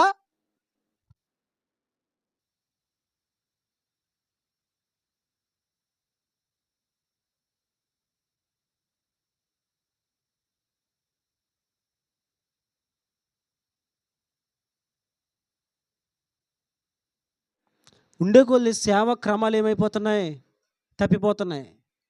కానీ హిజ్కియా ఇష్టానుసారంగా చేయలేదు. మరి ఎలా చేశాడు? పితరుల నియమముల ప్రకారముగా సేవ చేశాడు. అవే క్రమాలు, అవే నియమాలు, కొత్తవి కాదు. చివరికి ఒక మాటను మీకు జ్ఞాపకం చేస్తాను చూడండి. దినవృత్తాంతాల గ్రంథంలో, అదే 2వ దినవృత్తాంతాల గ్రంథంలో 31వ అధ్యాయము 21వ వచనం. తన దేవుని ఆశ్రయించుటకై, చాలా జాగ్రత్తగా వినండి, దేవుని మందిర సేవ విషయమందేమి, ధర్మశాస్త్ర విషయమందేమి, ధర్మమంతటి విషయమందేమి, తాను ఆరంభించిన ప్రతి పని అతడు హృదయపూర్వకముగా జరిగించి వర్ధిల్లెను. హిజ్కియా కోసం రాయబడిన మరొక మాట ఏంటో తెలుసా? దేవుని మందిర సేవ విషయమందేమి, ధర్మశాస్త్ర విషయమందేమి, ధర్మమంతటి విషయమందేమి, తాను ఆరంభించిన ప్రతి పని అతడు హృదయపూర్వకముగా జరిగించాడు. అంటే దేవుని పనిని, దేవుని ఆజ్ఞలను హృదయపూర్వకముగా పాటించాడు. అర్థమైందండి? ఒకటి దేవుని పనిని, అంతేకాదు దేవుడిచ్చిన ఆజ్ఞలను హృదయపూర్వకముగా పాటించాడు. మనం చేసే దేవుని పని ఎలా చేయాలి? అతడు చేసిన దేవుని మందిర సేవ సంబంధమైన పని హృదయపూర్వకముగా చేశాడని బైబిల్లో రాయబడి ఉంది. ధర్మశాస్త్ర విషయంలో ధర్మమంతటిని కూడా హృదయపూర్వకముగా అనుసరించాడని బైబిల్లో రాయబడి ఉంది. మనం ఏం చేయాలో తెలుసా? మనము చేసే ప్రతి పని, సేవా సంబంధమైన పని హృదయపూర్వకముగా చేయాలి. చెప్పండి, ఎలా చేయాలి? సేవా పని ఎలా చేయాలండి? వినాలి, చివరిగా వినాలి. ఎలా చేయాలి? నువ్వు చేసే దేవుని పని చిన్నదైనా పెద్దదైనా హృదయపూర్వకంగా చేయాలి. హిజ్కియా తాను ఆరంభించిన ప్రతి పని, సేవా సంబంధమైన పని చాలా హృదయపూర్వకముగా చేశాడని రాయబడి ఉంది. నువ్వు దేవుని పని చేసినా, దేవునికి ఒక అర్పణ ఇచ్చినా ప్రతిదీ కూడా దేవుడు చూస్తాడు. తెలుసా మీకు ఆ విషయం? తెలుసా? ఒకరోజు దేవుడు ఒక దేవాలయంలో వాక్యమును బోధించి కానుక పెట్టి దగ్గర ఆయన కూర్చుని ఉంటే చాలామంది ధనవంతులు ఆ కానుక పెట్టెలో విశేషముగా కానుకలు అర్పిస్తున్నారు. అయితే ఒక పేద విధవరాలు వచ్చింది. అప్పటికే చాలామంది ధనవంతులు విశేషముగా ఏం చేశారండి? కానుకలు వేశారు. వారి వెనకాల ఒక పేద విధవరాలు వచ్చింది. ఆమె 2 కాసులు వేసి వెళ్ళిపోయింది. అప్పుడు ఆయన ఏమన్నారు? మీ అందరికంటే ఆమె ఎక్కువ వేసింది అన్నాడు ఆయన. విశేషముగా వేశారంట. బైబిల్లో రాయబడింది. అప్పటికే ధనవంతులు చాలామంది విశేషముగా ధనవంతులు ఏం చేస్తారు? సింపుల్‌గా ఏస్తారు. 10,000, 20,000 ఇవ్వాలనుకుంటే టప్ టప్ అని ఏసేస్తారు అంతేగా. కానీ ఆమె 2 కాసులే వేసింది. ప్రభు అన్నారు, "ఈ బీద విధవరాలే మీ అందరికంటే ఎక్కువ వేసింది" అన్నాడు. ఎందుకన్నారు? ఆమె చాలామంది తమకున్న దాంట్లో నుంచి ఏశారు. కానీ ఆమె తనకున్నదంతా వేసింది. అంటే ఏంటి? దేవునికి హృదయపూర్వకముగా ఇచ్చింది. అర్పణ విషయంలో కూడా దేవుడు చూస్తాడు. ఇప్పుడు కయ్యూను, హేబెలు అర్పణలో దేవుడు ఏ అర్పణ అంగీకరించాడు? చెప్పండి, ఏ అర్పణ అంగీకరించాడు దేవుడు? తెలీదా? చెప్పనా? ఎవరిది? హేబెల్ది. ఎవరిదా అంగీకరించలేదు ఆయన? ఎందుకు హేబెల్దే దేవుడు అంగీకరించాడు? శ్రేష్టమైనది. ఈ వారం ఎంత కానుక ఇంత వేసేద్దాంలే కాదు. నా దేవునికి నేను మనస్ఫూర్తిగా, నీకున్నదే నీవే అప్పులు చేసి ఇమ్మని దేవుడు చెప్పట్లేదు. కానీ ఇచ్చేది హృదయపూర్వకముగా, చేసే పని హృదయపూర్వకముగా. దేవుని పని నేను చెప్తున్నాను, దేవుని పని చేసే విషయంలో నిర్లక్ష్యంగా ఉండొద్దు. చేసే దేవుని పని చాలా హృదయపూర్వకముగా చేయాలి. అది అంట్లు కడిగే పని అయినా, బాత్రూములు కడిగే పని అయినా, ఇంకా చెప్పండి, మ్యాట్లు తీచే పనైనా, తుడిచే పనైనా, ఏ పనైనా సరే హృదయపూర్వకంగా చేయాలి. తుడువు అంటే అక్కడ చీపిరి ఇక్కడ చీపిరి అలా చేసి తుడిచేసానుగా. కొంతమంది తుడుతారు, ఆయన వెనకాల మనం మళ్ళీ చీపిరెట్టుకుని తుడిచామనుకో మళ్ళీ ఇంతమంట వస్తుంది, మళ్ళీ ఇంత దుమ్ము వస్తుంది. ఎందుకని? సరిగ్గా చూడరు. ఎందుకని? కళ్ళు అక్కడ ఉండవు వాళ్ళకి. కళ్ళు అక్కడ ఉండవు. మరి ఎక్కడ ఉంటాయి చెప్పాలి. ఐస్ క్రీమ్ టింగ్ టింగ్ టింగ్ టింగ్ టింగ్ టింగ్ టింగ్ ఆడించుకుంటూ వెళ్తాడు. ఇంకా అక్కడ ఉంటాయి కళ్ళు. లేకపోతే చికెన్ బిర్యానీ వండారనుకో, ఇప్పుడు తొడాలి. అది ఏం ఆడుతుంది మా మైండ్లో? Chicken biryani, chicken biryani, chicken biryani, chicken biryani, chicken biryani. ఇంకెక్కడ నువ్వు సరిగ్గా తోడవు, ఇంకా నీ మైండ్ ఎక్కలేదు కదా. తొడమని చీపురితే సరిగ్గా తోడరు, కళ్ళు ఎక్కడ. ఎందుకని? బయట ఆటలు, ఏ ఆటలు? కుప్పుగంతులు, తొక్కుడు పిల్ల, బచ్చాలాట, గోళీలాట, క్యారమ్ బోర్డ్, ఖోఖో, వీటి మీద ఉంటుంది. కాబట్టి ఇక్కడ పని సరిగ్గా సాగదు. పని సరిగ్గా చేయరు. ఎందుకని? వాళ్ళ వ్యవహారం ఇంకొకటి ఉంటుంది. కానీ హిజ్కియా గురించి రాయబడిన సాక్ష్యం ఏంటో తెలుసా? అతడు దేవుని పని చేయబూనుకున్న దేవుని పని హృదయపూర్వకంగా చేశాడు. దేవునికి మహిమ కలుగును గాక. నువ్వు దేవుని పని హృదయపూర్వకంగా చేస్తున్నావా? చేయగలుగుతున్నావా దేవుని పని? నువ్వు దేవుని పని చేసే క్రమంలో ఎంత హార్ట్ఫుల్గా చేస్తున్నావు ఒకసారి నువ్వు ఆలోచించుకో. ఎవరికి ఆలోచించుకోవాలి. కొంతమంది దేవుని పని చేయడం అంటే ఏదో ఈయన చేతనం అన్నట్టుగా చేస్తూ ఉంటారు. కొంతమంది హృదయపూర్వకం చేసేవాళ్ళు ఉన్నారులేండి. దేవుని కృపను బట్టి నా దగ్గర హృదయపూర్వకం చేసేవాళ్ళు దేవుడు ఇచ్చాడు. దేవుని మహిమ కలుగును గాక. మా హాన్సి అలా చేయట్లేదు. దేవుడు ఆ బిడ్డగా అట్టి మనసు ఇచ్చును గాక. చెప్పిన సరి చేయట్లేదు. చెప్పిన పని ఏదైనా చేయాలి. కీబోర్డ్ నేర్చుకొని చెప్పాను నేను. ఎలా నేర్చుకోవాలా? హార్ట్ఫుల్గా నేర్చుకోవాలి. హ్యారీకి చెప్పాను, ఏమని తెలుసా? కాంగో నేర్చుకోను అని చెప్పాను. ఎలా నేర్చుకోవాలి? నువ్వు ఎలా నేర్చుకోవాలి చెప్పు. శ్రద్ధగా నేర్చుకోవాలి. అవునా? కాంగో కొట్టమంటే దాన్ని లాగడం ఒక అరగంట, మళ్ళీ కుర్చీలు సెట్టింగ్ ఒక అరగంట, మళ్ళీ కుర్చీ మీద దిండు, మరి దిండు మెత్తగా ఉండాలి. మళ్ళీ ఈలో పొత్తడం. మాయా పుస్తకం నీ పుస్తకం నాకేం తెలియదు. నీ పుస్తకం నువ్వు చూసుకోవాలా. మళ్ళీ ఆ పుస్తకం గంట సేపు, మళ్ళీ తెచ్చి దాన్ని మడవడము ఒక అరగంట. ఇప్పుడు ఒక బిట్టు వాయిస్తాడు, టిక్ టిక్ టిక్ టిక్. ఇప్పుడు ఒక అరగంట వాయిస్తాడు. ఈలోపు నీరసం వచ్చేస్తుంది, ఆగిపోతాడు. కొట్టే మళ్ళీ ఎక్కడి నుంచి అరవాలి, కొట్టండి.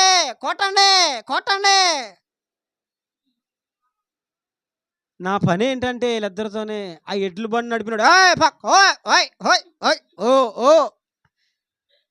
ఇక నా పని ఇదే. మా వాళ్ళు కాబట్టి కొంచెం చనువుగా మాట్లాడి చెప్తున్నాను. ఇక నా పని ఇదే. అలా కాదు, కొట్టు కొట్టు కొట్టు అని చెప్పించుకోవడం కాదు. మా హాన్సీ అంటది, మాయా నాకు కీబోర్డ్ ఇంట్రెస్ట్ లేదు మాయా అంటుంది. నేను కూర్చోబెట్టి అన్నాను, మా మా మా పెద్దమ్మ గారి అబ్బాయిలు ఉన్నారు, అన్నయ్యోళ్ళు, పెద్ద అన్నయ్య చిన్న అన్నయ్యోళ్ళు. ఆ పెద్ద అన్నయ్య లాస్ట్ ఇద్దరు అన్నయ్యలు కూడా, పెద్ద అన్నయ్య లాస్ట్ ఇద్దరు కూడా మంచి సంగీత కళాకారులు, వాళ్ళు మ్యూజిక్ డైరెక్టర్స్. ఇప్పుడు చాలామంది పాటలు వాళ్ళ దగ్గర చేయించుకుంటారు. పెద్ద పెద్ద సింగర్స్ కూడా వాళ్ళ దగ్గరకు వచ్చి పాడుతూ ఉంటారు స్టూడియోలోకి వచ్చి.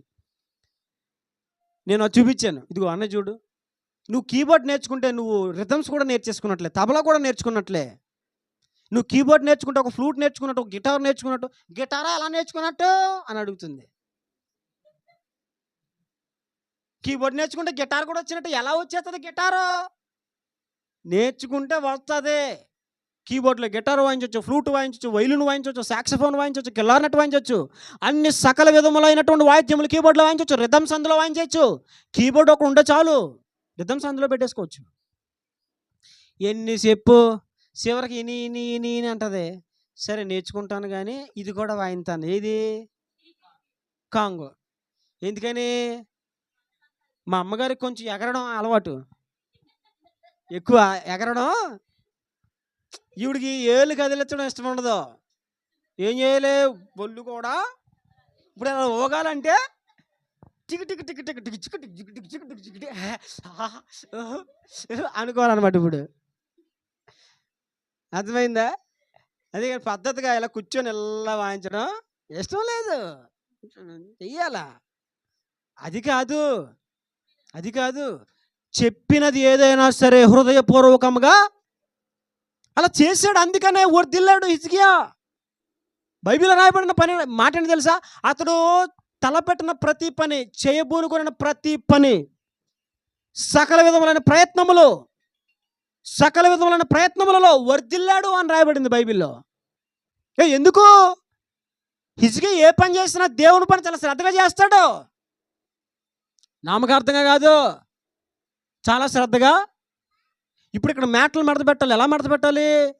చాలా నీట్గా మడత పెట్టాలి. ఇక్కడ తుడవాలి. ఎలా తుడవాలి? చాలా నీట్గా తుడవాలి. అంటే ప్రతి పని విషయంలో చాలా శ్రద్ధగా అలా చేసేవాడు. దేవుని ఆజ్ఞను గైకొనే విషయంలో అంత శ్రద్ధగానే, హృదయపూర్వకముగా రాయబడింది బైబిల్లో. కనుక ఒకసారి ఆలోచించండి, అతడు ఎందుకు వర్ధిల్లాడు తెలుసా? అతడు నీతిని అనుసరించిన వాడు. అతడు దేవునికి వ్యతిరేకమైన ప్రతి కార్యములను కూడా తొలగించినవాడు. అతడు దేవుని యందు విశ్వాసం కలిగిన వాడు. అతడు దేవుని హత్తుకొనినవాడు. అతడు దేవుణ్ణి వెంబడించట్లో వెనుక తీయనివాడు. అతడు మొదట దేవుని పని చేసినవాడు. అతడు దేవుని సన్నిధి పట్ల ఆసక్తి కలిగిన వాడు. పితరుల భక్తి క్రమాలు అనుసరించినవాడు. అంతేకాదు, దేవుని పని, దేవుని ఆజ్ఞలు హృదయపూర్వకముగా చేసేవాడు, పాటించేవాడు. ఈ అనుభవాలు మీకున్నాయా? హిజ్కియా వంటి అనుభవాలు మీకున్నాయా? ఒకసారి ఆలోచించండి. ఒకవేళ అనుభవాలు ఇంకా లేకపోతే గనక ప్రార్థన చేయండి, ప్రభువుని అడగండి, ప్రభువా నేను కూడా నీతిగా బ్రతకాలి. ఇదిగో నీకు నచ్చని వ్యతిరేకమైనటువంటి ఆ కార్యములన్నీ కూడా నేను తీసివేసేసుకోవాలి. దేవునికి వ్యతిరేకమైనటువంటి కార్యాలు ఒకవేళ నీ జీవితంలో ఉన్నాయా, లేదంటే నీ మొబైల్ ఫోన్లో ఉన్నాయా, నీ కుటుంబంలో ఉన్నాయా, దయచేసి వాటిని నువ్వు తొలగించుకోవాలి. నీవు పరిపూర్ణంగా దేవుని యందు మాత్రమే విశ్వాసము ఉంచాలి. ఆయన హత్తుకోవాలి, ఆయన వెంబడించాలి. మొదట దేవుని పని చేయాలి, ఆసక్తిగా రావాలి మందిరంకు. భక్తి క్రమాలు, పూర్వీకుల భక్తి క్రమాలు పాటించాలి. దేవుని పని హృదయపూర్వకంగా చేయాలి. దేవుని ఆజ్ఞలు హృదయపూర్వకంగా పాటించాలి. అట్టి కృప దేవుడి మధ్యాహ్నం ఇక్కడ ఉన్న మనందరికీ దయచేసి నడిపించునుగాక. ఆమెన్. దేవుడు తన దివ్య వాక్యమును వెనుకలు దీవించి ఫలింపచేయునుగాక. ఆమెన్.